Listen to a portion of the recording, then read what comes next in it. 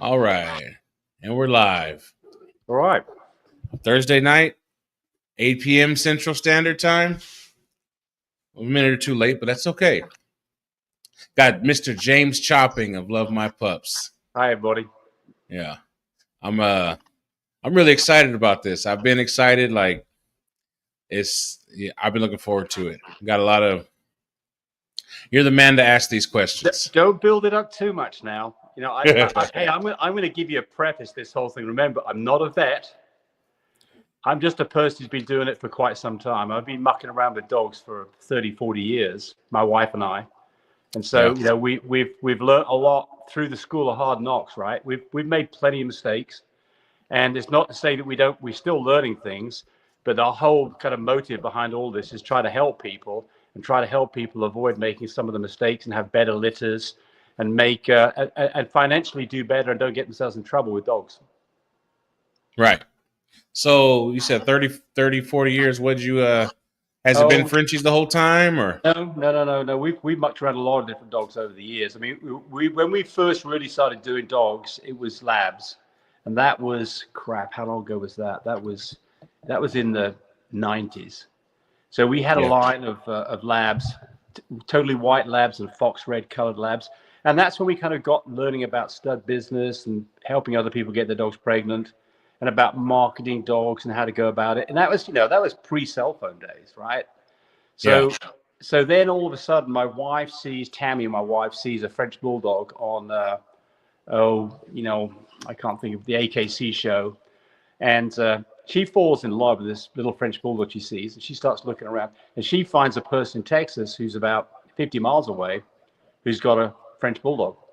And we go get that French Bulldog. And, it's fairly expensive compared to the labs, And I thought, well, what are you going to do with this dog? So I'm going to have some puppies from it.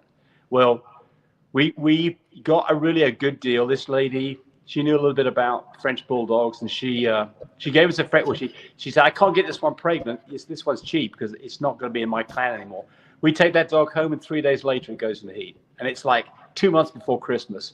And we have our first litter of French Bulldogs, and it was freaking awesome. It was like, this is a whole different world. 6 months later, Tammy's only got one lab left, and she's got 3 French Bulldogs. And that was the beginning of us mucking around with French Bulldogs. So it's been French Bulldogs ever since then. Okay. So for you, your audience is mostly bullies, isn't it? Old English Bulldogs predominantly. Yeah, but right. Kind of same rules apply. So whatever we know about Old English bullies and Frenchies, it's the same stuff. I mean, obviously there's some differences in terms of what you're looking for, but in terms of how you get dogs bred and how you go about it, it's really the same animal, I think. Yeah, and that's what I've talked about it on this channel before. When we first got into them, there was nothing for our breed that was a consistent information source. Right. So learned a lot from you. Good. QBN channels like that, and tried to make it work. And so it has. So yes, right. Yeah. So I think the YouTube YouTube generally is a really good place to get information. I mean, we've got probably, I don't know, a couple of thousand videos on YouTube that we've put there over the years. And we're obviously not the only source out there. And, it's like everything. There's good information and there's some not so good information. But overall, I think that hopefully the information we give is to point. And if it's not, then we, every now and then I'll realize I've said something that's probably not right. And I'll go research it and come back and talk about it some more and say, hey, I was wrong on that. It's this. It's an exercise in learning the whole time. Always. Hey, if you're not learning, you're not living, right? I say this, it's like, you're going to make mistakes, right? The secret to it is to try not to repeat the same mistakes, right? And learn. And every time you make a mistake, it's a learning opportunity because something went wrong. We need to figure out what it was. If you can't, not always you can figure out what the mistake was, but most of the time you can figure out what the mistake is. And you stop doing it next time. And of course, if you have successes, you want to repeat those. But it's all about, I can tell you for the products that we manufacture, there's a hell of a lot more failures than there is successes. Yeah. Right. You got back to the drawing board a couple of times, huh? Oh, absolutely. No, I Yeah. do look at things like our product like Shipmate. I mean, that thing's been going on now for 15 years. I mean, it's evolved over the years. Our incubators, they've evolved over the years because, there's some various things about the first models that weren't exactly what you wanted. And maybe they were too expensive, they were too hard to clean, or, those kind of things. And so, because of that, you got feedback from your customers and you learned about things that you could do better and made a better product out of it. Yeah. So I want to talk about Shipmate, but we're gonna get to that later a little Yep. bit because Okay. that intrigues me. Okay. Um, I want to talk about. I want to start with progesterone, kind of Good. the beginnings, recognizing a heat cycle, and Yes. the early navigation of it. Yeah. So you want me to kind of give you a kind of how I go about this and what I think you should be doing? Is that what you're looking Yeah, for? yeah, Okay. yeah. A full rundown. Okay. So obviously, what the whole purpose of all of this is to get the dog pregnant, right? Right. And we want to have a nice big litter. We don't want to have a singleton. We don't want to have 1 or 2 puppies. We'd like to have a litter of 5 or 8 puppies, right? So how do you get there? Well, the answer to this is there's a few things that are paramount. First one is you've got to get the timing right. You've got to breed this dog on the right day. And that's where progesterone and other things come in. The second thing is you've got to get the AI done. If you're doing an AI, you've got to do it correctly. And the third thing is you've got to have quality semen to do this. Either you have a live cover, you got the dog there, or you have it shipped. So if you get those 3 things right, then you've got a very good, you've got an 85% chance of a pregnant dog, something like that. And you'll maximize your litter size if you do that all correctly. Because a lot of this litter size thing comes back to how many eggs does a female drop, right? So, if you've got historically, you've got a female that produces large litters, hey, you're in. Should get the good litter. But you've got to get quality semen stuck in the dog the right way at the right time. Otherwise, all bets are off. So, Yeah.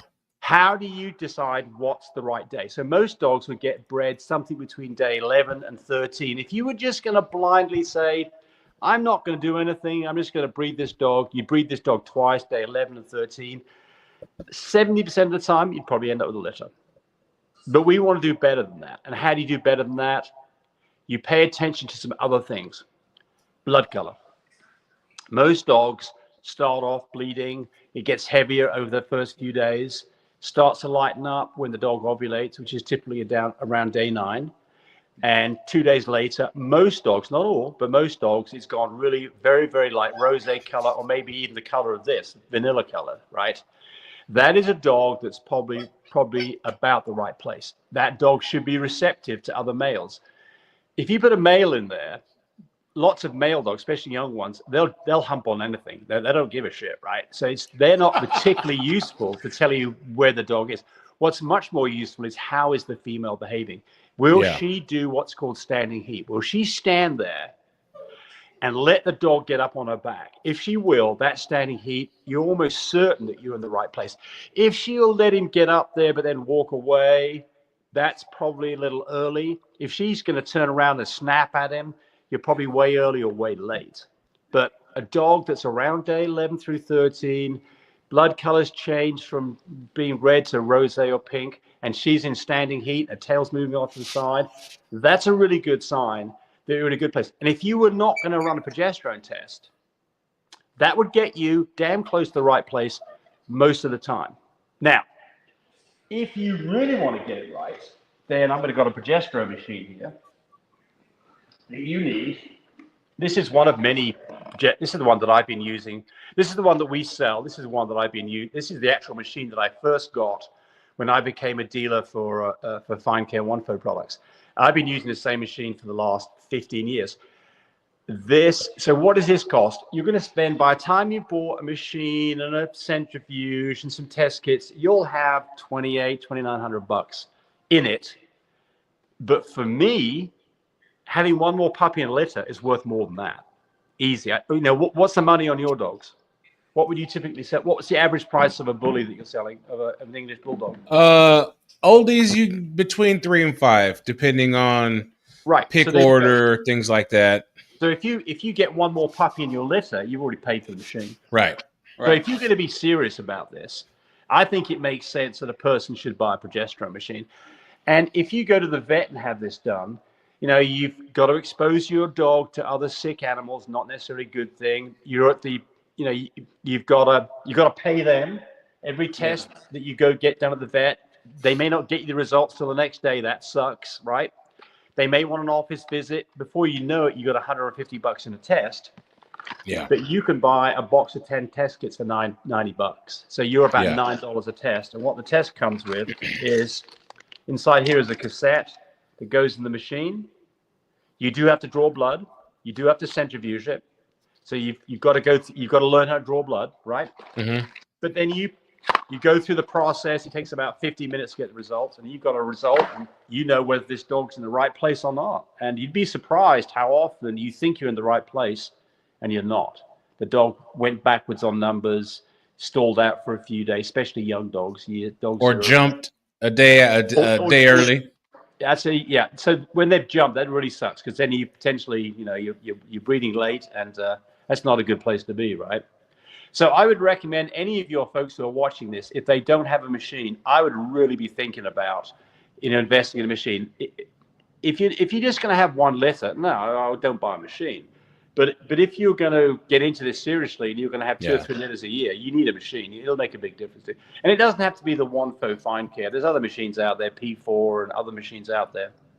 There are some products out there like the Draminsky wand that suck. They're a complete waste of time. I used to have one. There are things that you can buy, like strips that you put on the back end of the dog, and they're supposed to change color. Total waste of time. You've got to go spend $2,000 to $3,000 to buy a proper progesterone machine. And anything else, if I knew of something that was less expensive, I promise you I'd be using it. And I don't know, I don't know what that is. So since I don't know what it is, and if there was a better product, we'd be selling it. We're all about finding products that work, that are easy to use, that are cost effective. And that's what we want to use for ourselves, and then of course offer to other people. So you just got to buck up and go figure out it's going to cost you a few $1,000s to get a machine, but it'll pay for itself. First litter probably. And the other end, C-section time. Do you do C-sections on all your dogs? The old English Bulldogs with our breed they're supposed to be able to free tie and free whelp. But on our end, we just go ahead and get C-section because we live in a rural area, and after hours vets know where I ever want to end up. So for us in the Frenchie world, we anybody who's doing much of this will C-section every time because it's just too risky. Yeah. If you don't C-section, about 1 in 6 times you'll lose a puppy over it. You could lose a whole litter over it. But the big thing is you can get your timing right, so you don't have to have an emergency C-section done at 3:00 in the morning.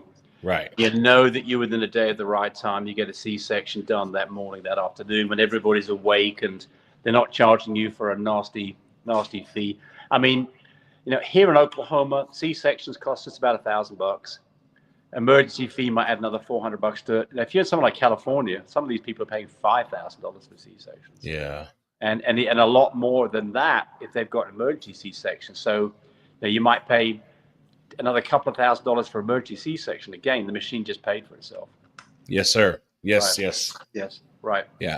So we haven't had an emergency C-section yet, but that emergency vet is a $700 trip every time if you have to walk in there, even if it's $700. Well, here's the worst thing about this is that some of these places you're going to go to a animal hospital. If you go to an animal hospital at 3:00 in the morning, guess who you're going to be getting? The most junior person in the whole place is doing the C-section, because the old dude like me, he's in bed asleep. He's not. He's letting the junior guy do it. He's put his time in already. Yeah, well, exactly. He's not getting up at 3:00 in the morning when he's got a 23-year-old out of college that can do it, and it means they don't have the experience, and so that can run into problems. So I'm just not a fan. I mean, we do a lot of breedings, get a lot involved in a lot of these things, so I get a lot of feedback. And I don't. If I hear they're going to go to an emergency vet, I always, hospital, I always cross my fingers and hope that it's going to work out all right, because but I will say, in fairness, because there are a lot of people in our breed that their dogs whelp natural and they don't have problems. I just, for me and for my brother and for what we do, like, I'd rather just avoid that. and Oh, just gotta know go. that, you know.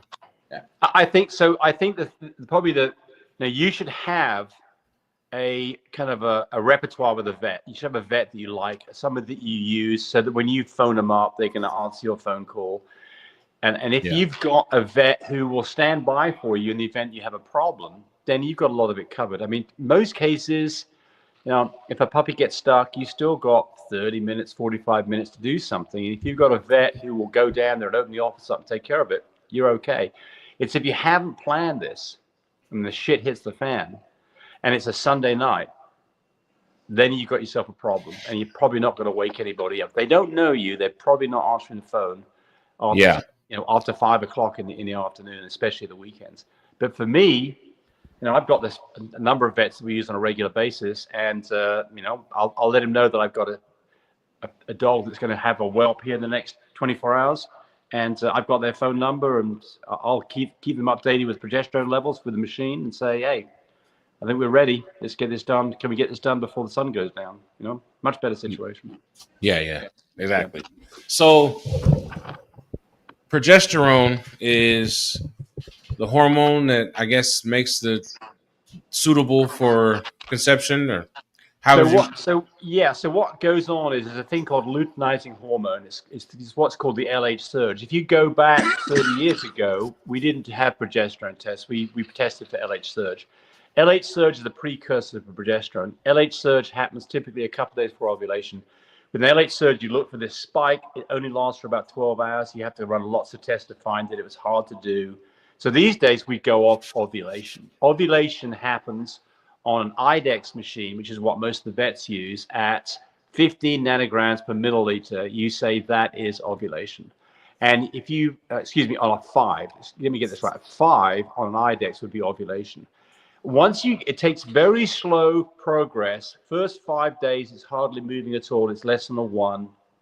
Then it goes up about 1 point a day over the next 4 days till it gets to ovulation, which would be at a 5. So that's about day 9. And then it takes a giant leap. It goes up. It almost doubles every day. If you're taking progesterone levels and you see that rise, that point where the rise happened, that point right there where the rise happens, that's ovulation. It doesn't matter what machine you're using. Some machines read in different numbers. One reads high. It doesn't matter. What you're looking for is you want to see that rapid increase. If you see that rapid increase, 2 days later, you're at a 5 on an IDEX, you're at 8 on an IDEX, you're at a 15 on an IDEX, about 70% a day. 15 is your first breed point on an IDEX machine. On a fine care, it's 18. So what you're looking for in progesterone is this rapid increase. That is this point right here is ovulation. And if you breed 2 days after that, you'd probably be okay. I recommend that anybody says, okay, I think I'm ready right here. There's my ovulation. 2 days later, I want to run another test. Make sure the dog hasn't gone backwards on you. Sometimes the dog will start leveling out and it's not doing this increase and the numbers slip back down. You don't want to be doing AIs until you've got the progesterone level, because this is the thing that determines that you've got eggs in place that are mature enough to be bred. You can't just dump semen into a dog before ovulation. People say, oh, semen stays alive inside a dog for 7 days. If that was a true statement, we'd just all be breeding our dogs 7 days in and we'd call it good, right? Because the semen's inside the dog. It doesn't work. I mean, I read lots of literature that talks about this. I think it's all bunk. I just don't believe it at all. I think I think the semen's good inside the dog for about 24 hours. And you need to get this thing done within about 24 hours, the right time to maximize litter size. If you do it too early, you get a small litter or none. If you do it too late, you get a small litter or none. If you get it right on the money, you get a good litter. And that's your aim right here. And I mean, look, I'm sure you've had big litters and small litters, right? Yeah. What's the reason for the small litters, do you think? It was timing, 1,000%. That's right. Sometimes you've got some dogs that are just going to have small litters. They're just going to bang out 3 dogs every time. That's what they're going to do from here on out. That's just the way that it is. But most dogs, they're going to produce more than that. And if you get your timing right, you maximize it. And it's a fairly narrow window. It's about 24 hours to get it right. And so that's why progesterone level get right in the right place to do it. Make sense? And then do you do AI, so you do free breedings on these dogs? Either, but typically we do AIs Another great because thing, another great thing about an AI is the amount of rod that you get in the dog. You'll find that when a dog's really at the right place, it's opened up and you'll get more rod in the dog. So I AI all of our dogs. When I do that, I'm wiggling around trying to get this AI rod inside her. And if I play around with it for maybe a minute or two, all of a sudden it goes in another inch and a half. That's an open dog.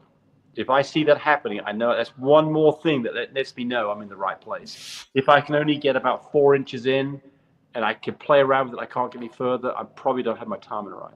But if I'm playing around and all of a sudden it goes in another 50%, it's like, yes, that's what I want to see. That dog's open. So okay, one more thing that lets you know you're in the right place. got you. And then I know we're focusing on the front end of the pregnancy, Yep. but that progesterone comes again to play at the end. So what happens with all dogs, regardless of whether they've been bred or not, when they've gone through a heat cycle and when they've finished their heat, the blood has gone away, they're not bleeding anymore, the progesterone level continues to climb, whether they've been bred or not. Right. And they'll climb up to something above a 30, 40, 50, 60, 70 will be their progesterone levels. So if you go test a dog and you wonder whether you've missed the heat and you test it, it reads 50, you missed its heat. It's not getting pregnant, but it's still going to go through this 60-day, 2-month period where basically it goes through the same process, whether it's been bred or not, right? So if it's been bred, of course, the eggs got fertilized. You can do an ultrasound at maybe day 30. You can do a relaxant pregnancy test by taking a blood sample around day 30. Know whether that dog pregnant or not. And then I recommend that you give 5 milligrams of folic acid to any dog you've bred right from the day you AI'd, and every day give one of those tablets. It helps with birth defects like palate and stuff pallets, like that, right? Exactly. So it's cheap to do, and we do that for humans these days. So it just makes sense to do it with your dogs. If you look at things like Oxymate, Oxymama, those things that you can buy, they don't have enough of it in there. They've only got about, it says 800. It's 800 micrograms. That's 0.8 of a gram. You need 5 grams. So get yourself 5-gram tablets. You can buy them on Amazon. We sell them at My Breeder Supply. Pop one of those in their mouth every day, all the way up until they whelp. And we also give a quality vitamin as well. We switch to a higher protein food, like a puppy food, around day 30. Mm-hmm. I don't want a skinny dog going into whelp, right? Right. Don't want a huge dog either, right? And then exercise is fine, but limit it the last week. No jumping off beds and chairs that last week because you can dislodge things, right?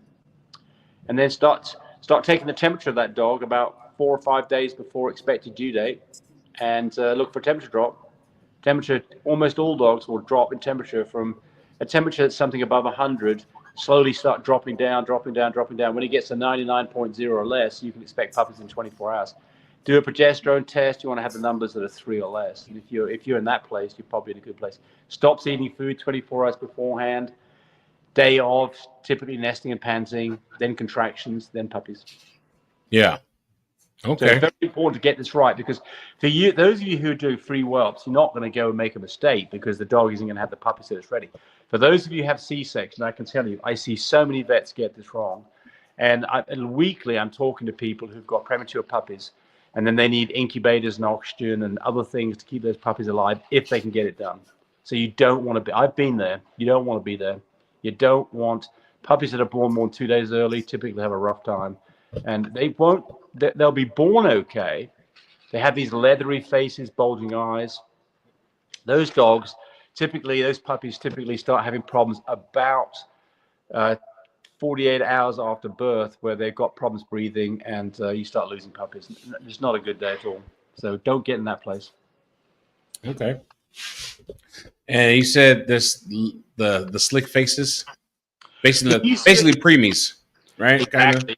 It'll look no fur on its face, like kind of a leather face, bulging eyes. They tend to be smaller puppies. Those puppies, you can look at those puppies compared to what you normally produce. Normally, you'd see some hair on their faces, slick face, bulging eyes. You've got yourself a preemie baby. You better be having some oxygen. You better have an incubator. You better get after it. You better have probably some feeding tube, some goat's milk. Be prepared to spend some time looking after those puppies for the next few days to bring them up to the birth weight of what they should be. Otherwise, you lose them. Now, in your experience, is a puppy that you have to like help along like that? Is that, I don't want to say is it worth doing, but is that a dog that's going to be fully viable in the future? Like, is that a dog that you would breed when it gets old enough, or is that just going to be a pet, or is that have no bearing on it at all? I hope you didn't weigh 5 pounds at birth weight. Otherwise, your parents would have said, hell with this. We're not going to let him live. We're just going to smash him on the head and get on with the next one. Yeah, absolutely. They're worth it. Here's the ones that aren't worth it.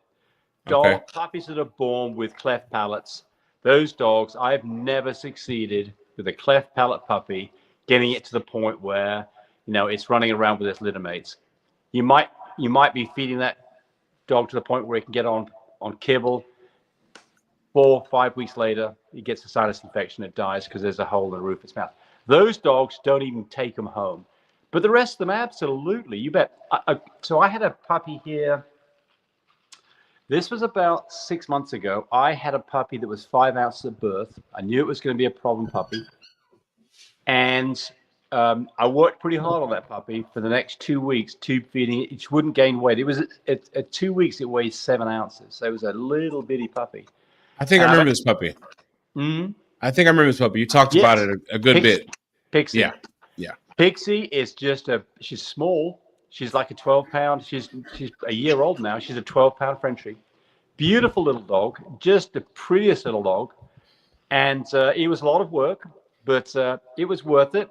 A lot of people go gaga over these small dogs. It doesn't mean you're going to save every one of them. But I mean, if you've got a dog that doesn't have a cleft palate, everything else seems to be okay.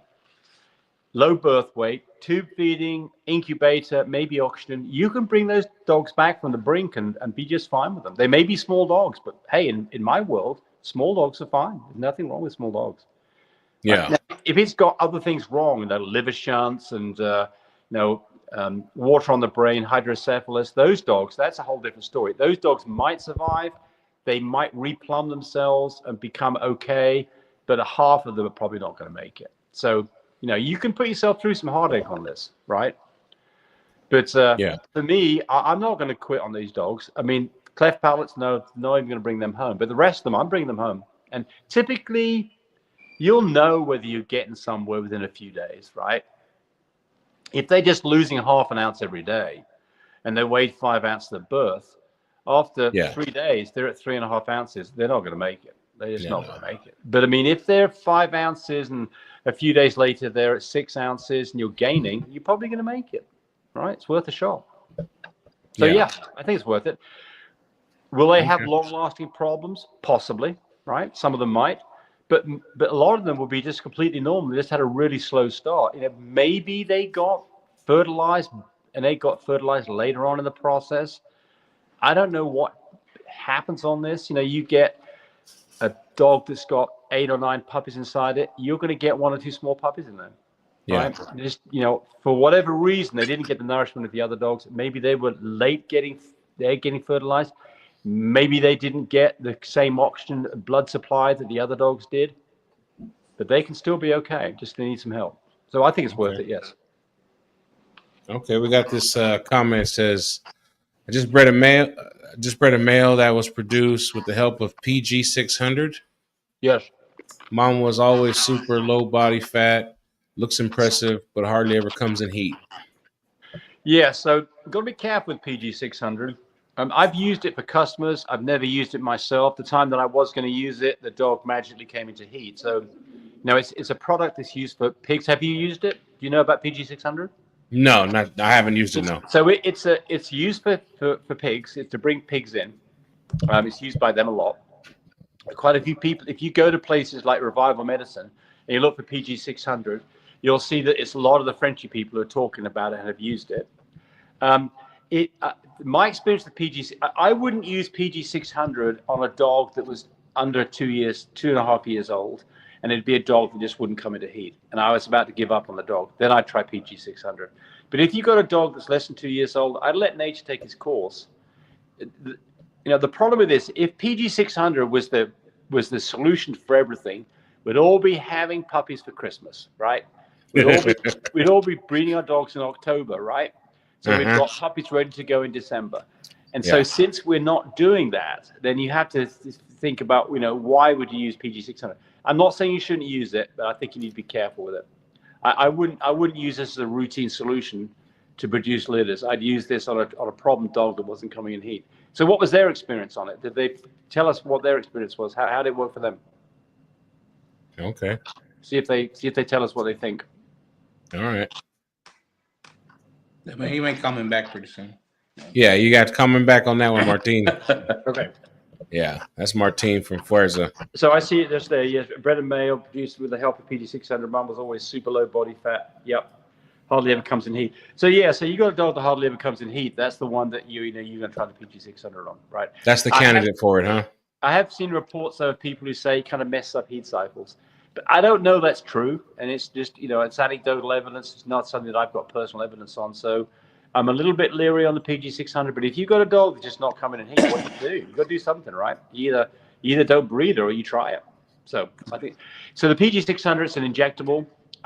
When you buy it, you mix up 2 parts. When you mix it up, you use it. You don't store it. So it used to be like $60 a bottle for it, and you give them maybe 1 or 2 shots over a few days to bring a dog in, give it in their hip. So that's about what I know about PG600. All right, we got another question here for you. It says, in 25 years of breeding, I had 2 times that a bitch that once temp dropped never had contractions. Any suggestions why that happened? Lack of folic acid? Did I breed one? I did breed one bitch a second time and no problem. NP, I guess no problem. Well, so this is, we've got rules of thumb that we say, with temperature drop, we're going to see puppies in 24 hours. They stop eating 24 hours beforehand. But you'll get a dog every now and then. The PG level doesn't drop. The temperature doesn't drop, and the dog's eating all the way through, and all of a sudden it's having contractions and it's popping puppies out. So you do see, the problem with all of this is there's no hard and fast rule. There's not a single thing that you can do that says exactly where you are, including PG. So, the vets will say, I'm not going to take puppies till the PG's at 2. I can tell you, I've seen dogs have start pumping puppies out when their PG's at 7. So the problem with this is there are dogs, and I don't know what's going on with those dogs, but I mean, they're just peculiar, especially small litters. Small litters, you don't get the same signals internally in the dog, like progesterone levels, that you do with large litters. So small litters typically means that you bred them wrong, you bred them early, you bred them late. And remember that when dogs go into labor has got nothing to do with when you AI'd. It's got all to do with ovulation. It's 63 days from ovulation, plus or minus a day or 2.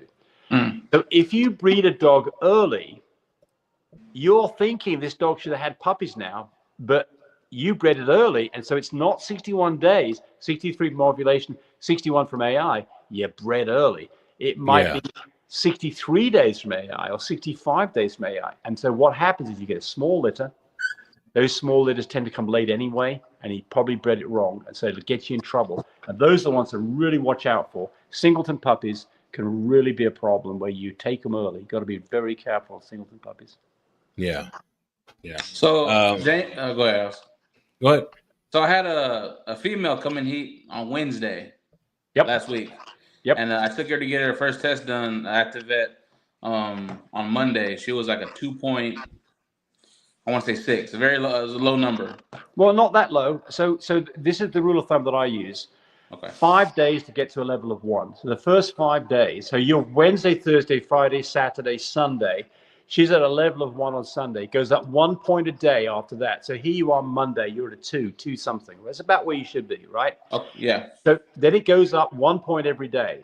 So next day is a 2, next day is a 3, next day is a 4, next day is a 5 ovulation. That's about 9 or 10 days after you saw first signs of heat. So for you, first signs of heat were Wednesday, right?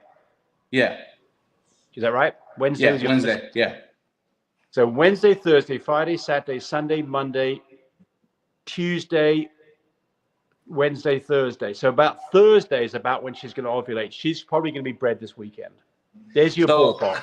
That's a ballpark. I took her back. So I got her progesterone checked on Monday. I got the number. I took her back Wednesday just because I wanted to know it gone up. It went up a point to 3.4. I That's took her back today after work, and it was a 10.10. so. Remember again, the moment that she's ovulated, numbers are going to go up quickly, right? So Right. when she was at 10.10, the day before she was a 5, the day before that she was a 4, the day before that she was a 3. This is not. Now I'm guessing that her blood color now is lightened up a lot. It's almost gone completely pink on her. Is that right? It has lightened up. Yeah. Yes. So the problem with this, if you think there's a hard and fast rule that you'll get this right every time, you don't need a progesterone machine. You can just go off blood color and days and heat. Dogs vary. Some dogs go up, they've got this nice progression, they ovulate, and bingo, you're going to the races. Some dogs start doing this shit, especially young dogs, where you do progesterone level and it's at a 4, and the next day it's at a 3. You do another one, and it's at a 1, and then all of a sudden it shoots up. So that's why having the machine is so nice, because it doesn't cost much to do a test, and you can do a test every day. But did I think you're in a completely normal place with this dog? When was your last progesterone test? It was done today after work about 4 o'clock. And it's a 3 something. Today. It was a 10.10. Oh, 10.10. Yeah, she went from 3 to 10. She'd probably be ready to be bred tomorrow. Tomorrow. Yeah. Yep. I would definitely be tested. Do you have your own dog in the house? It's being shipped in. Did you have it shipped today? It was for Saturday. I don't like that. No? So you may be okay, but I don't like it. So, well, I mean, if you're a day outside, you're okay. But I would be shipping on a 10. I ship on an 8. On an IDEX machine, I ship on an 8. With a fine care machine, I ship on a 12. Yeah. I figure the next day you're going to breed. I mean, again, so tomorrow is Friday. She came in on a Wednesday, right? So Tuesday was day 8, day 9, day 10. So that's day 11. So you're right in the right place to be breeding her tomorrow, right? So I think the optimum time to breed that dog will probably be tomorrow. What I would like you to have been done is to breed her tomorrow, do another progesterone test, get another sample coming in, and breed her twice, 2 days apart. Gives you a bigger window, because progesterone is an indicator of what's going on, but it's not everything to do with it. It's not like you've got a microscope and you can see exactly whether these eggs are ready to be fertilized.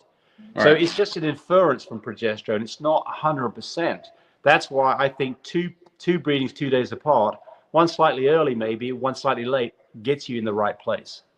So for you, I'd have liked it if you'd had it shipped today. Do another progesterone test in the morning tomorrow.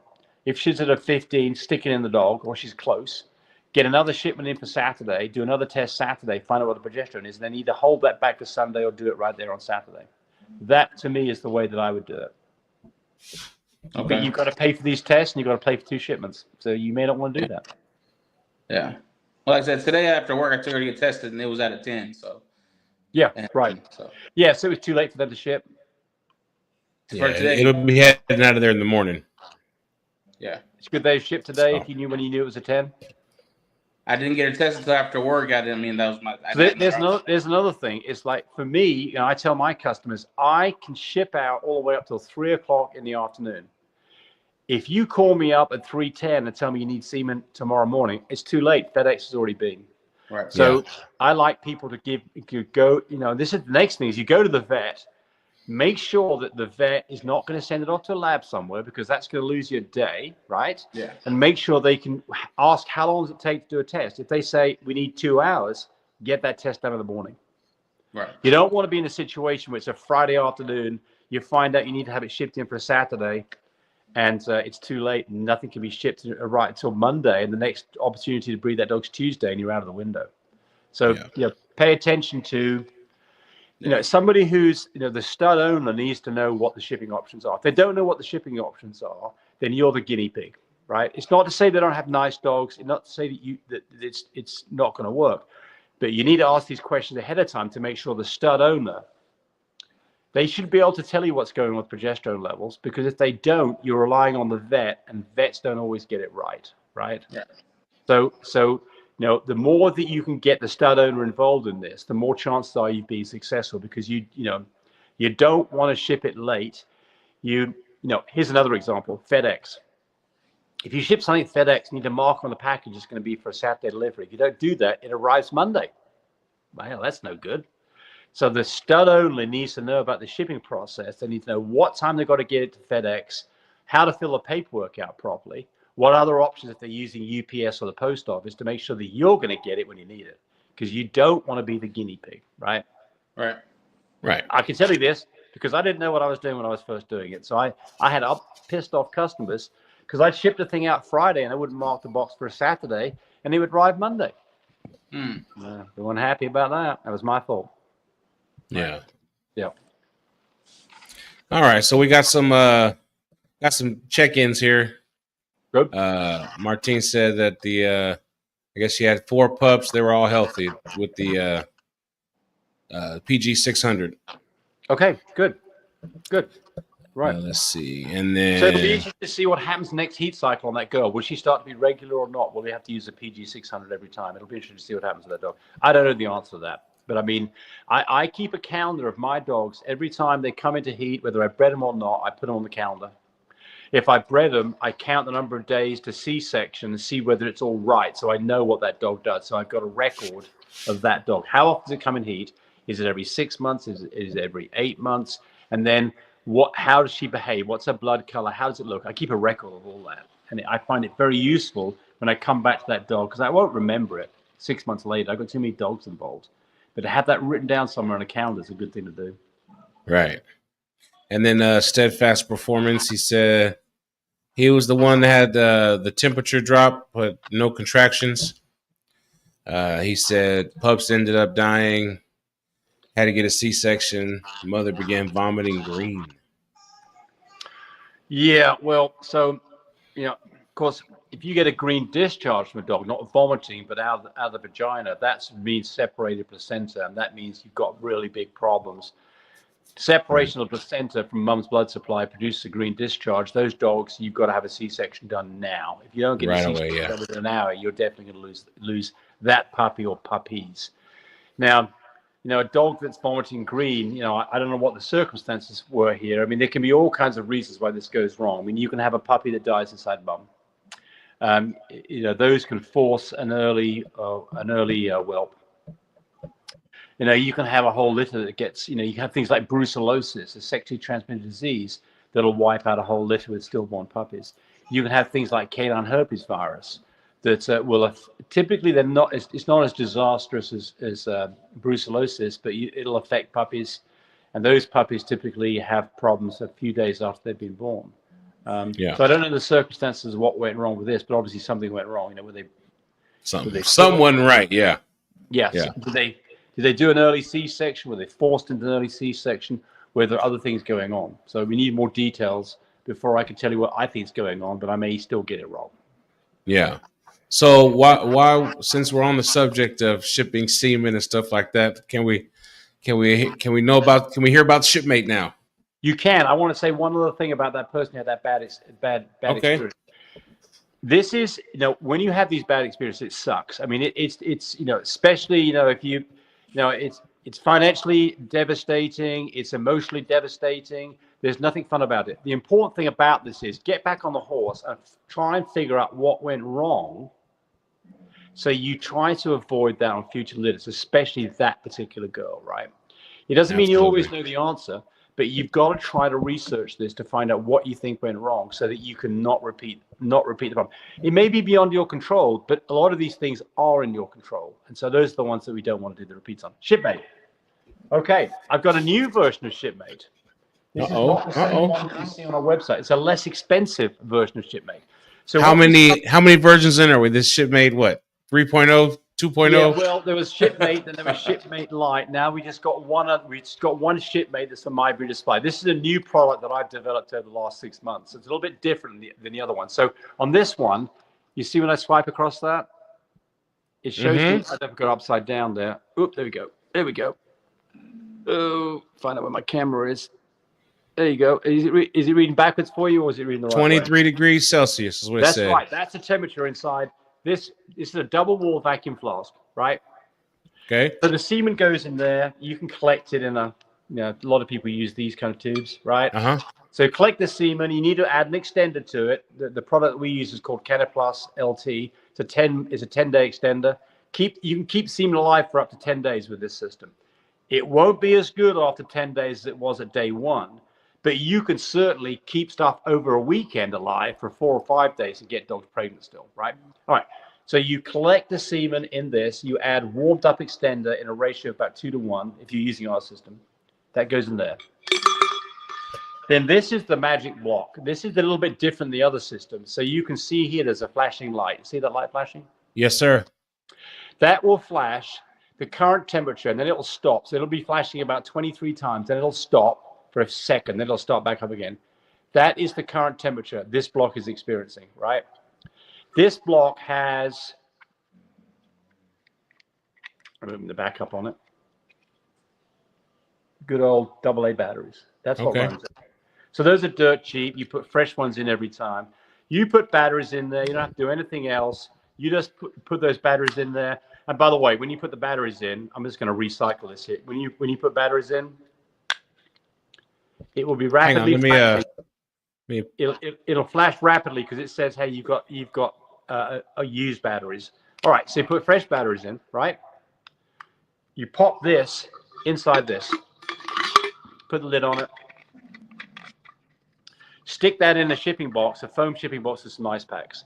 The way this thing works is it senses the temperature inside this flask and it adds just the right amount of heat so that the ice on the outside is not freezing the semen. It lets it cool down very slowly over about a 4-hour period. So from when you put this in and you put this in the box with the ice, this inside of this flask will slowly cool down to exactly 5 degrees centigrade. And it will then keep it there for as long as the ice stays cold, which can be days. So in a regular shipping box, you've got about, depends on how hot it is outside, but you've got about 2.5 days worth of shipping time before the ice melts. You can have a bigger box with thicker walls and more ice, and you can get 5, 6, 7, 8 days if you're going to ship overseas. But this thing won't give out. This little block in here is good for about 7 days. That'll keep things the right temperature for 7 days, this little block right here. And of course, you use this over and over and over again, right? Yeah. So what's the cost of this? This is quite a bit less expensive than our original shipmate. This is a $100 item. So you buy this together, the flask, this, and the shipping boxes, you can buy those on Amazon or you can buy them from us. Shipping boxes are about $10 a shipping box. Ice packs are about 50 cents a piece. What I do is I send this to my customer. I use a prepaid return label. They send everything back to me. So I used one of these flasks 100 times. So although this is more expensive, the $100 you're going to pay more. You can buy a shipping box for like what, $45, but they suck. They don't have any way of controlling the temperature. They typically don't get things cold enough because if they get close to that freezing point, you just destroy the semen immediately. This will not let the semen freeze. It will always keep it at 5 degrees centigrade. So that's why this works. So you get really close to the right temperature, and we keep it right there, which means the semen stop moving. It's not using up the extender hardly at all. We can keep it in a suspended animation for days, and the quality of the semen is a lot better when you get it. That's why it works so well. Okay. Oh, I'm glad we asked, because when I've heard you talk about it before, I thought it was more of a. I thought the thing actually did the chilling itself, but nope, it's just yeah. So when I started coming up with this idea, it was a long time ago. I've got a patent on it. A long time ago when I started developing this. I started mucking around with dry ice and fans and all kinds of shit to kind of keep things cold. And then I come to the revelation. You know what? Ice is damn cheap. Everybody's got ice in their house. You've got it in your refrigerator. Yeah. So the whole thing about this is not to have compressors and things that make things cold. Make it too cold, and then add a little bit of heat to make it the right temperature. So it makes the whole process so much easier to manufacture. Rather than trying to get some piece of equipment that cools things down, rather than do that, have something that's going to get too cold, and then control it by adding just the right amount of heat inside. Very simple. Works great. Now, this one doesn't log the temperature. The more expensive one does log the temperature, so you can play back the temperature when you get it. But, we find out that just nobody's ever using that feature. So that's why we said, we don't need that feature. Let's just make it so that you can, when you get it, you flip the lid, and you can see what the temperature is. It reads 5 degrees centigrade. Everybody knows the semen's in great shape. Okay. So let's see, 5 degrees Celsius is about 40 degrees 40 Fahrenheit. degrees, something like that. Yep. Okay. Yep. Yeah. Exactly. Yep. All right. Yeah. And I so like it. if you look at a regular shipping box, typically they're getting down to about 14 degrees centigrade. 14 degrees centigrade. It's nowhere near as cold. And the reason for that is they don't have control of the environment. You know, it might be up in a plane, it might be in a UPS truck on a 100-degree day. They don't have control of that temperature at all. We do. We're going to maintain temperature at 5 degrees centigrade. As long as you got ice in there, it's going to be 5. It doesn't matter whether it's swelteringly hot or colder than hell. It's going to be 5 degrees centigrade inside this. So there you go. I like it. I like it. That's pretty smart. Well, I mean, I can tell you this: it makes for better litters, because you get quality. So one of those 3 things we talked about: timing, AI technique, quality of semen, maximize quality of semen. You want to get semen there, and especially when you run into a situation where something went wrong with the shipping. You know, FedEx had a problem. It was shitty weather where you are, and things got delayed by a day. It's not an optimum situation, but in most of these shipping systems, if you're a day late, you're screwed. You will not be screwed with this. This will not. You get a 2 or 3 day shipment. I mean, I routinely ship on a Saturday by US Post and get it there Monday, and everything's great. I can't ship out where I am with FedEx or UPS on a Saturday, but I can use US Post. And 2 day shipments with most of these other systems, they suck. All kinds of problems. This will work. Okay. Let's see here. I guess Martine's talking about the female. Says her heat cycles not regular, came in like every 14 months. There you go. Right. Yep. So yeah, you know, maybe you do the PG 600 with her. You've done it once. You had a good litter with her. Maybe you can do it again and bring her back in 6 months and see if you can cycle her more often. I mean, you know, what type of things would delay a heat cycle? Like internally with the dog, like one of the things you should always check for if you've got a dog that's not coming into heat or coming into heat very long would be thyroid levels. So you can have a number of things. Thyroid level will cause it.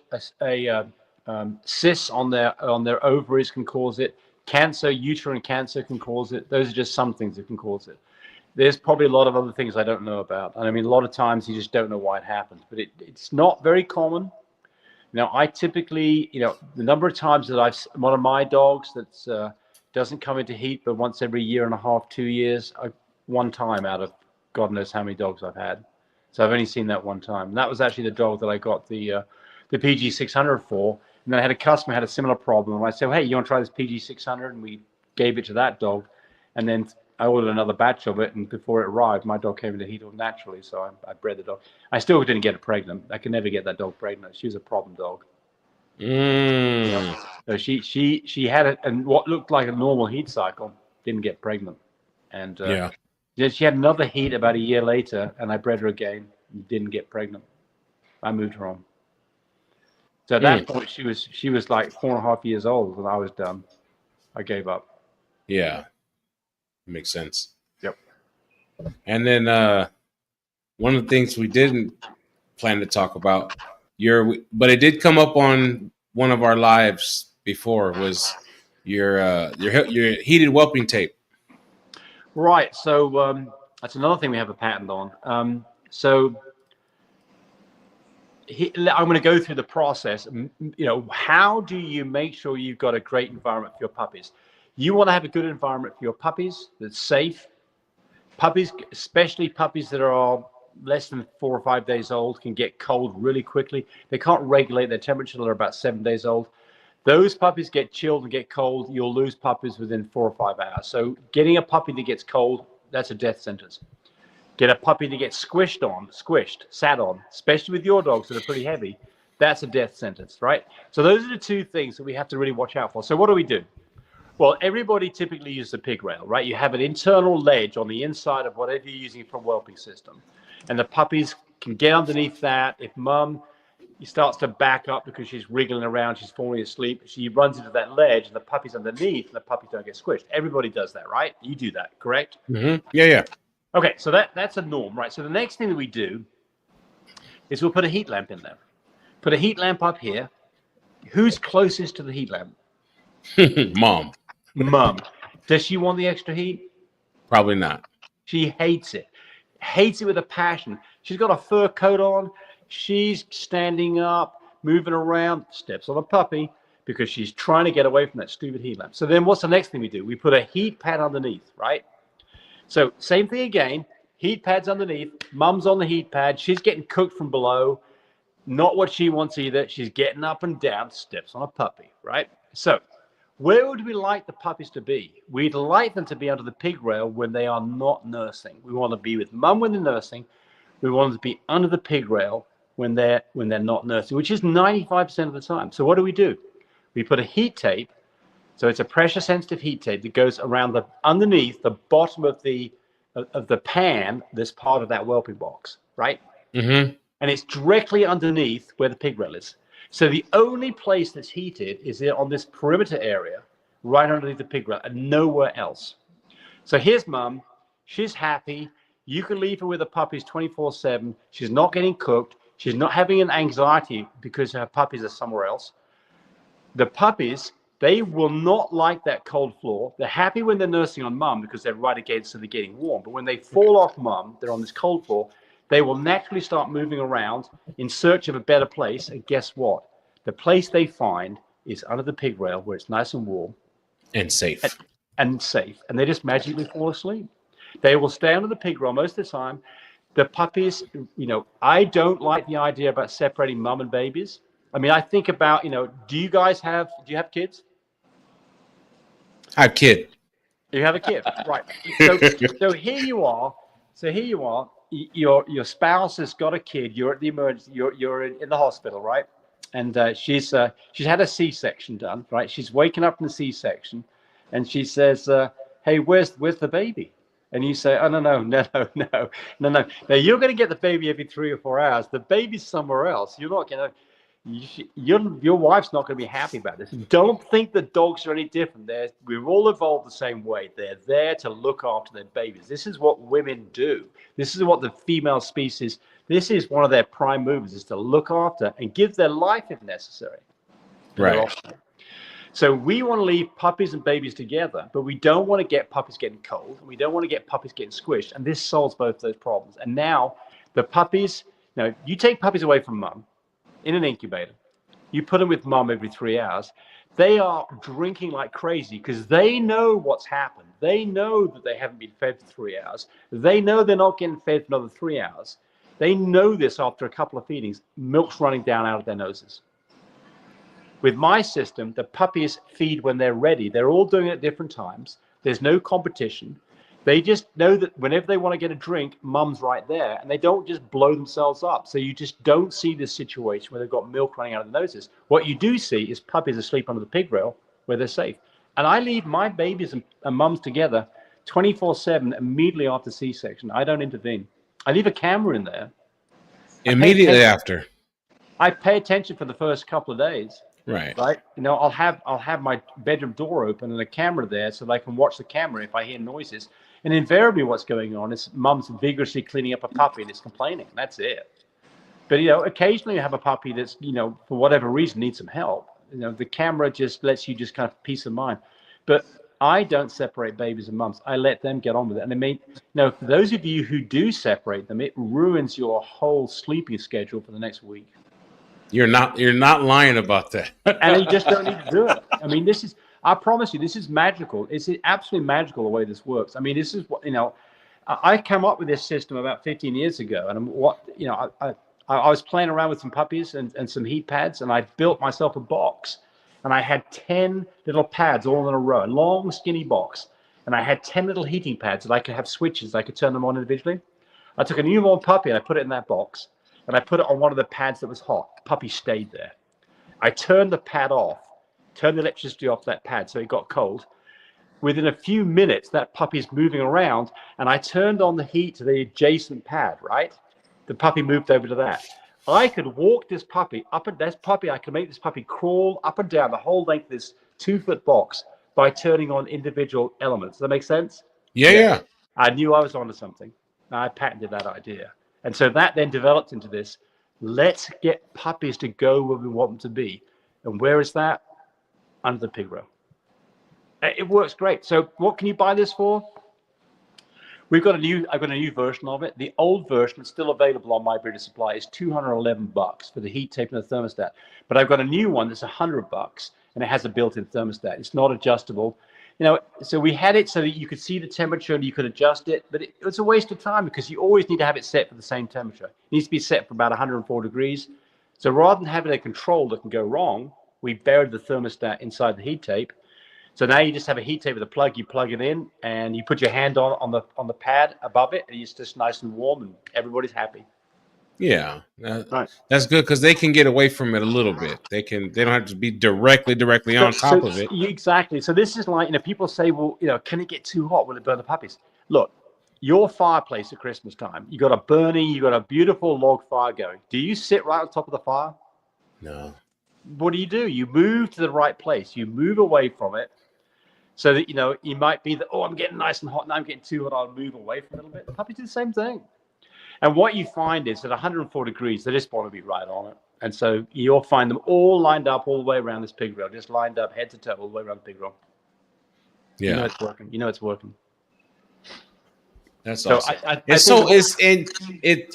When you say it, it sounds so obvious. It is exactly right. And I was the first person to thought of it, and I patented it for that reason. So you're right. It is. I mean, it's one of those things that when I first thought of this, I thought, well, this is kind of cool. How can we kind of, exploit this? And then I spent some time developing different systems to make this work, before I come up with the current system we've got.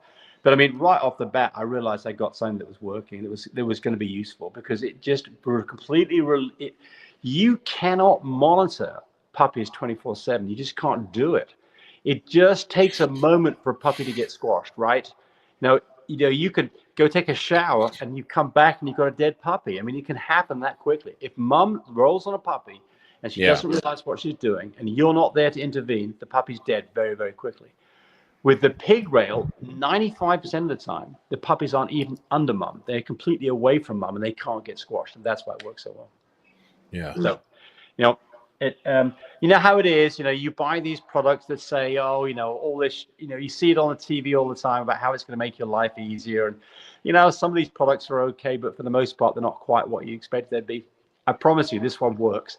It is absolutely a game changer in terms of keeping your puppies alive and keeping your, if you're married, you're going to sleep in the same bed, keep it where your wife and you are happy as well, where you're not having your life ruined by getting up every 3 hours looking after puppies. Yeah. Like I said, for my next litter, I'm going to have it.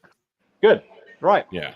So I'm either gonna come on here and say that everybody needs to get one, or we're coming after you, James. That's exactly right. Right. So the proof's in the pudding. That's exactly right. The proof's in the pudding. That's exactly right. So look, I mean, the problem with this is how do you know whether something works? And the answer is, there's two ways: word of mouth, and you try it out, right? So all the products that we have on My Breeder Supply or Love My Pups, they're all products that we have developed because they've helped us solve a problem. We don't sell things. We don't manufacture everything. We don't manufacture the progesterone machines, but we do manufacture incubators. We do manufacture the heat tape, and we do manufacture some other products that I'm going to talk about just here in a second if you've asked me about them, things like our poop trays that just make life friggin' easier. And we're not, obviously we make money at it, right? We're not doing this just for shits and giggles, but they're useful and they make sense and they'll make your life easier. And that's what this breeding is all about. You don't want to have dead puppies. You don't want to have your next 7 days of your life ruined by having to get up all the time. If you've got weak, frail puppies, you want to have a solution like oxygen machines and incubators and keep those puppies alive. Without that, you just might as well give up. So last week we talked about whelping puppies. That was our topic. And potty training puppies came up, and I was like, next week we got a guy on. He makes a thing for this, right? And the question came up of how big of puppies will this thing support? I've got 3 different sizes. So this is the medium. This one is 24 inches long by 16 inches deep, right? So this thing just pops open. See, it pops open, it kind of catches, it pops open. Mm-hmm. You can just put pee pads in there, or you can put paper towels in there, or you can put nothing in there, right? Now, this is why this works. So the problem that you've got is what does mum do for the first 3 weeks of a puppy's life? What's her purpose? What does she do? Cleaning. Feast. Eats shit. She eats poop. It's disgusting. And doesn't die. Yeah. Our puppies are raised in our kitchen. We're looking at them and having breakfast, and there is mum eating poop, right? It's just friggin' disgusting, right? Okay, so that's still going to happen, but the puppies learn this behavior from day one, right? So now you start weaning puppies, right? So you wean puppies, 4 weeks, 4.5 weeks, you're weaning puppies. Mum's got plenty of, she's having a hard time. She's looking skinny. Her milk's not so good. She's got 8, 9 puppies to look after. Let's get her weaned as quickly as we can. So we wean her off. We get mum out of the picture fairly quickly, right? So we put them on kibble or smushed up kibble, whatever we're going to use, right? So the next thing that happens is there's a puppy taking a shit, and there's another puppy waiting behind it like it's soft-served ice cream waiting to eat it. Right? You've seen this. Hell So yeah. that happens. The next thing that happens is we've got pee pads all over the place at about 70 cents a piece, and all the puppies are training through it. We're constantly changing pee pads. We might have 8 of them down there. We might be changing one every 15 minutes. I mean, it gets to be real money in a hurry. Yeah. And it doesn't solve the problem, because the only thing that you can do is pick this shit up as it happens. Otherwise, the dogs are going to eat it. They're going to track through it. They're going to get jarred. They're going to get coccidia. Yeah, you got 2 eyes, and they've got 2 eyes apiece. That's right. They're going to see it for you do. Now, you wouldn't think this works as well as it does, but the reason it works so well is, first off, all the ones that you see have got square holes in it. Turds are not square. They're like Tootsie Rolls. The shit has got to go through to below so the dogs can't get to it. So with this, when a dog craps on this, it's the right spacing. Their paws won't go through it, but the poop will. Some of the poop will stay on top of it, but a puppy will step on it and it all goes through. So it's not to say that it completely fixes the problem, but I'll tell you that within 24 hours of you putting this in there, the majority of the poop's ending up in here because they get used to pooping in one place. And it just magically, the poop's not all over, but it doesn't mean that you won't get some pee spots in a few places.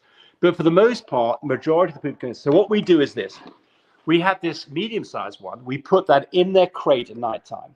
So the crate they're in has room for this and room for the bedding and nothing else.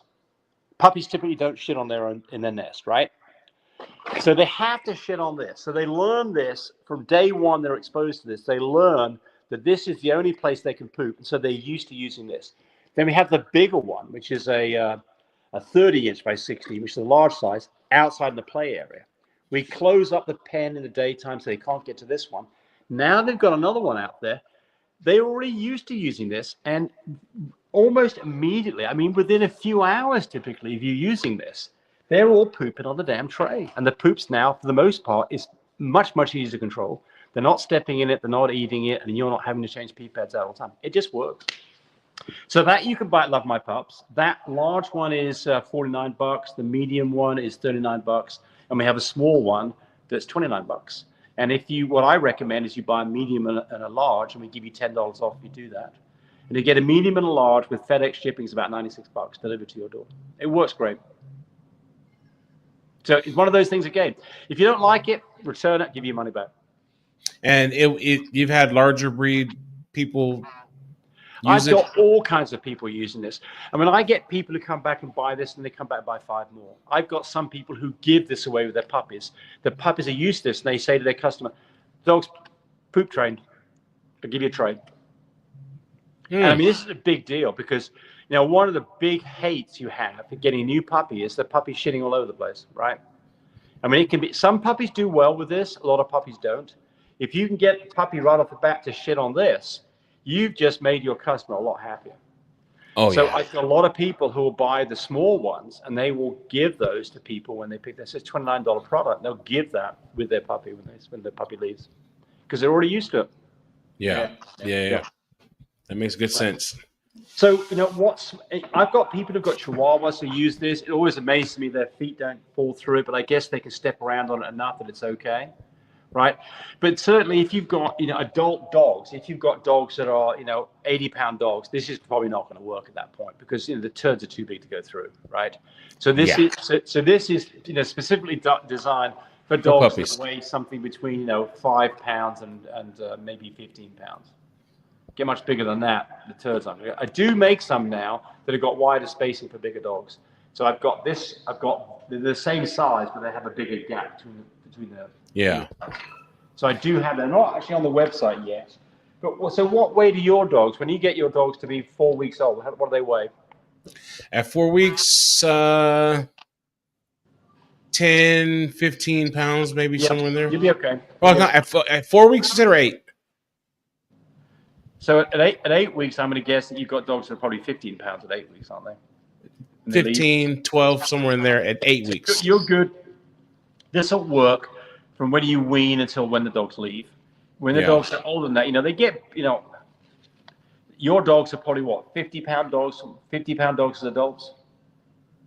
Yeah. 50. We have some 50. We have some 85. We got one that's 107. Like, So for those dogs, you want to transition to the wider spacing because that's going to be too close together. But I mean, this is primarily designed not for once you've got a dog to pee and poop in the right place, you've got a long way towards getting that dog to go outside for you, right? Yes. Yeah. I mean, if that dog will crap on this thing, and most of the time those dogs will then go to the door. You've got them trained, but little puppies that are 4, 5, 6 weeks old, they've got no control over this at all. They just crap wherever. But if you get them in the habit very quickly of crapping in the right place, the whole if something's available quick, they'll go to it. That's right. Exactly right. Yep. That'll work for the weenie dogs. Yeah. Yeah. Yeah, I have dachshunds too. We have dachshunds too. Yeah, work for them. Yeah. It's fine. Absolutely. Yeah. Yeah. So the theme that it's like with the progesterone, with everything, like, okay, with the progesterone and the pregnancy, it's a collection of evidence. It's days. Where we are in this whole cycle is from getting a dog pregnant to getting puppies to leave. We want to get involved in the whole process, and we've got. I mean, again, you haven't asked me about this, and I don't want to make it a big sales event, but we've got things to prevent flat chests in dogs. So this is something that's fairly new for us. We just came up with here in the last year.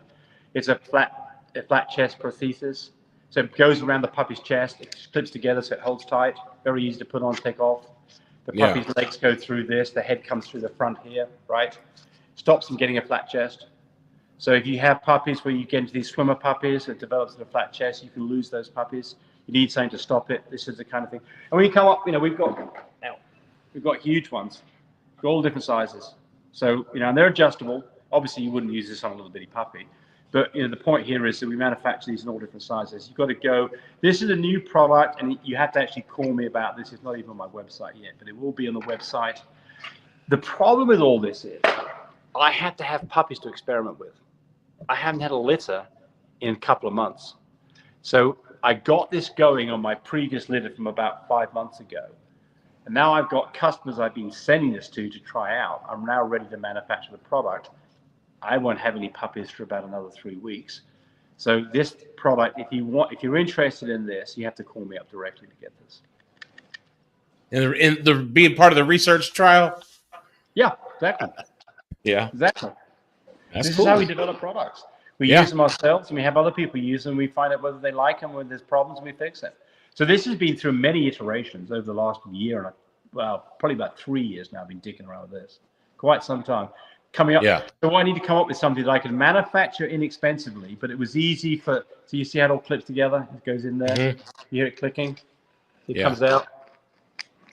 So you hear it clicking. It clicks in little slots there. Pushed off the side, you can unlock it. So one of the problems with the prosthesis that I've seen is they're hard to put on. They're hard to take off. This is very easy to put on. And it's easy to clean. You can wash the whole thing down. It's just basically a piece of plastic.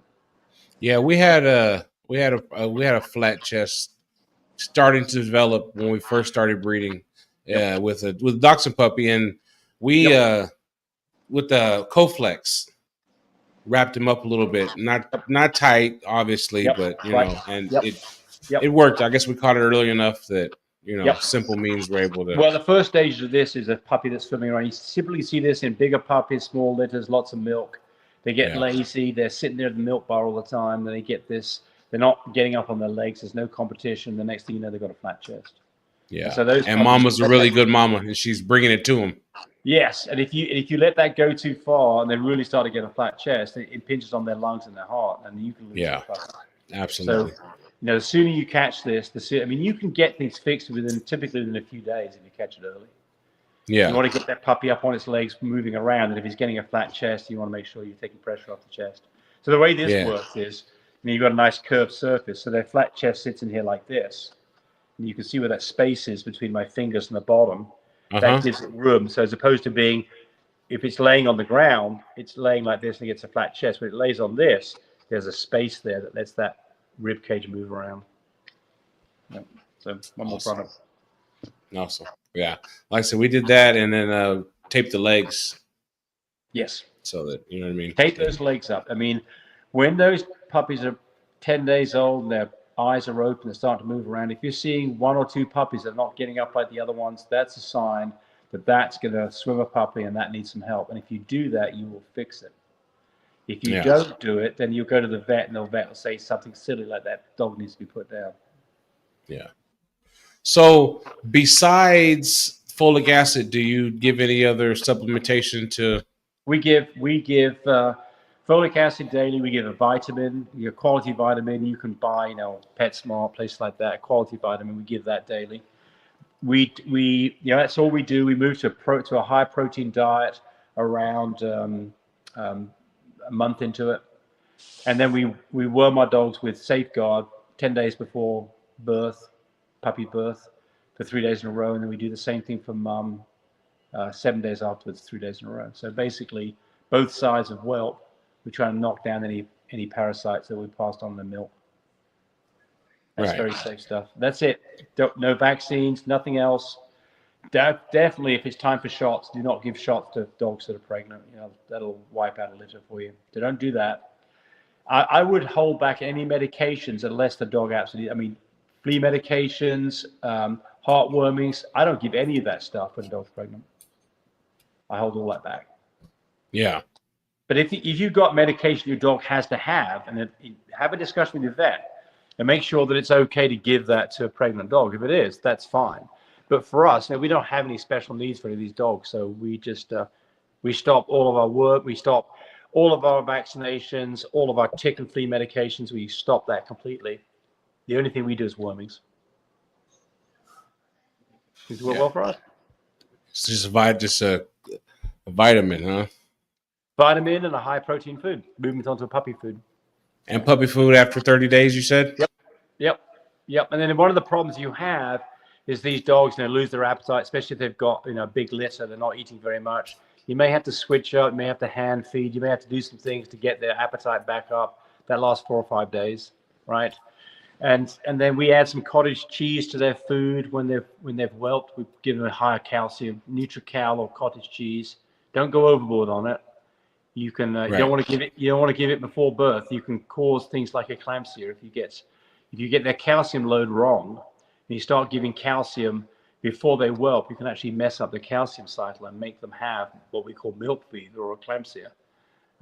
You probably don't see that in your dogs. It tends to be more smaller dogs like Chihuahuas that have that problem.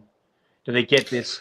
They can go into a coma. They can start shaking. They can start wobbling around. I had it in a dachshund once. Yeah, small dogs are more viable. Yes. So you got to be aware of what it is. And what you do is typically, if it's bad, you go get an IV and you carefully add the right amount of calcium to get their calcium blood levels up where they need to be. And it fixes it magically. But if you don't do it, those dogs can go into a coma and you can lose those dogs. So you've got to be aware of it. But I don't see this in Frenchies. I've seen it once or twice for customers. I've never seen it myself. Yeah, it was my fault when it happened. We had one litter, right? Yep. And everything was great, no problems. Yep. I'm like, we're gonna do better next time. So we put mom on this milk replacer in her food, and then the thing ran out. So I'm like, oh, we'll get some more tomorrow, and it messed her whole stuff up. So then she basically crashed. You know what I mean? Had eclampsia. Right. Yeah, so this is the funny thing. So, you think, well, look, what we'll do is we'll give plenty of calcium before birth, make sure the calcium, but that can mess up this whole calcium cycle. where all of a sudden they're not producing the calcium they should have, and their blood calcium levels go down, they crash. Yeah. So my advice would be don't give calcium until after whelp, and then give calcium, but not huge amounts of it, and just monitor what the dog's doing. Yeah. So And for us, yeah. That's right about where we ended up with it. You know what I mean? Right. Yeah. Yes. Right. Yeah. Let's see here. I'm running out of drink. Gotta pour another one. Yeah. All right, so we covered progesterone testing, some of your products. LH surge, you said what that stood for. One more time. LH surge is a luteinizing hormone. So we use luteinizing? Luteinizing hormone. Luteinizing hormone is kind of the precursor to dropping eggs. Typically happens about 4 days before eggs are ready there to be fertilized. So it typically happens around day 7 of the heat cycle. We used to run a test for that, a blood test for it. Nobody's doing this anymore. So just ignore it. Don't even worry about it anymore. Basically, progesterone is the way to go. So it's much. Yeah. The problem with luteinizing hormone is it's a spike that lasts for about maybe 6 or 7 hours. So if you do a test too early or too late, you never see the spike. You don't know where you are. Yeah. Progesterone goes up. Takes this nice, all of a sudden jump. For most dogs, you can see exactly where you are with 1 or 2 progesterone tests. You can find out where your dog is. Yeah, I just always see it LH surge on the little printouts, but I never thought to look it up. I just LH surge. Ignore it. Ignore it. It's old school. Yeah. Ignore it. What? Yeah. Yeah. But I'm one of them people. You said it again. I had to get it. Yeah. Right. You'd like to know what it is, right? Yeah. It's it's like I say. It goes back to before we had progesterone machines when we were looking at luteinizing hormone, and we just don't do that anymore. Some vets still talk about it. I don't know why, because what they do is they look at the progesterone level and they say a level of 3 is LH surge. Well, I mean, okay, fine, if you think so. Right. I think that it's the important thing is try to pinpoint ovulation. On NIDEX, that's a 5. On a fine care, it's more like a. And you guys do relaxin testing? We do. Or do you just wait to see? Or? No, I swear. So here's the problem. A lot of people will go to the vet and they'll have an ultrasound done, right? Typically, maybe as early as day 24. I personally don't like doing any of these tests until about day 30 because they're not very reliable. But you see a lot of situations where the vet will say, I don't see any puppies. But they have puppies when it's time to whelp. Or they say, I see 5 puppies and they only have 2. It's not to say that it's all about the equipment they're using and the skill of the technician who's doing the ultrasound. I like to do, and we sell these, a relaxin pregnancy test. You have to draw blood, you get results in about 5 minutes, and I just never see false positives. I'll see false negatives, i.e. that you don't think the dog's pregnant when it is because you did the test too early. But as long as you wait till about day 30, it's extremely reliable. So even a faint line, you got a pregnant dog. So I swear by the relaxin print, and they're not very expensive. I mean, I think we sell 5 of them for like $70, something like that. Now, is it a self-contained test, or does it work with the machine? Or no, self-contained. You don't have to have a machine. You do have to draw blood. You got to draw blood. You got to spin the blood down. So you can do that with nothing more than the ceiling fan. You can spin the blood down with a ceiling fan if you want to. But you got to spin the blood down. You got to get the plasma. You take a few drops of the plasma, put in a little window, wait 5 minutes, and look for 2 lines. 1 line means the test's good. 2 lines, pregnant dog. It's great. I'm just imagining somebody walking in the living room. What is that swinging from the ceiling fan? Well, the worst thing is this: is that don't worry about that. Don't judge me.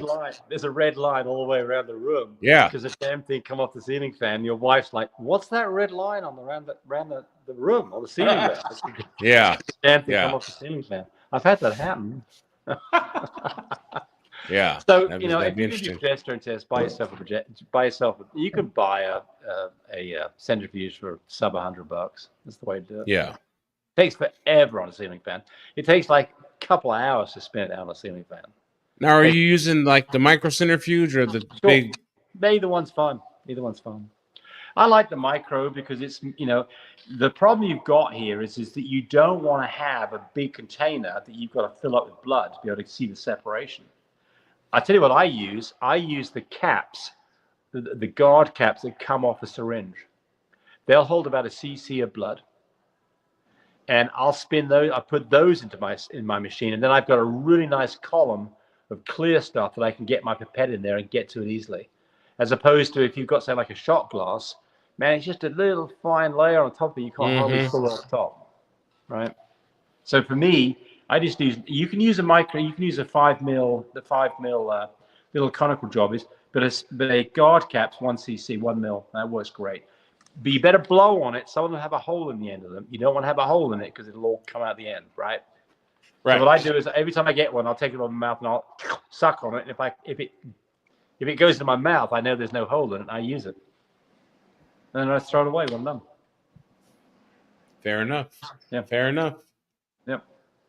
All right. Okay. All right. Well, I don't see any more questions in here. Okay. And well, I just want to. We appreciate you doing this, James, Mr. Yeah. Chopping. Yeah. Yes, sir. Yeah. Yeah. It was awesome. I mean, I'm going to give you my phone number. If you've got people who've got problems with dogs and they want some help, and it is not that we're trying to sell you a product, but if you just got a question, you're not sure what's going on, 580-799-2873. It's a free service. If I can help you, give me a call. All right.